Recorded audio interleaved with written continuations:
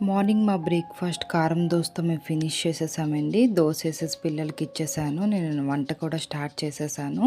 ఈరోజు Sunday specials అంటూ ఏమీ లేదండి. మా హస్బెండ్ కూడా లేరు కదా! ఇంకా వెజిటేరియనే చేసేస్తున్నాను. రసం పెట్టి బంగాళదుంప, బఠానీ కర్రీ చేసేసానండి. అండ్ రైస్ కూడా పక్కన పెట్టేశాను. పిల్లలు ట్యూషన్‌లో డ్రాప్ చేసి వచ్చేసాను. ఇల్లంతా క్లీన్ చేసేసుకున్నాను. పిల్లలు కూడా తీసుకొచ్చేసాను. తర్వాత ఈవినింగ్ పిల్లలు వచ్చిన తర్వాత టీవీ చూస్తున్నారు.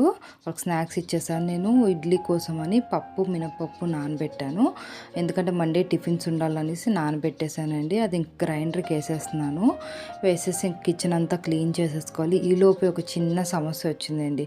గ్రైండ్ స్విచ్ అనేది రుబ్బులో పడిపోయిందండి. ఇంకా అది క్లీన్ చేసుకొని నీట్‌గా మొత్తం వంటగది అంతా క్లీన్ చేసుకొని, ఆ స్విచ్ బోర్డ్ వైర్ కూడా క్లీన్ చేసుకొని పిల్లల్ని పార్క్‌కి తీసుకెళ్ళానండి. పార్క్ నుంచి తీసుకొచ్చి వాళ్ళు ఫ్రెష్ అప్ చేయించేసి ఫుడ్ తినేసి పడుకోబెట్టేశాను.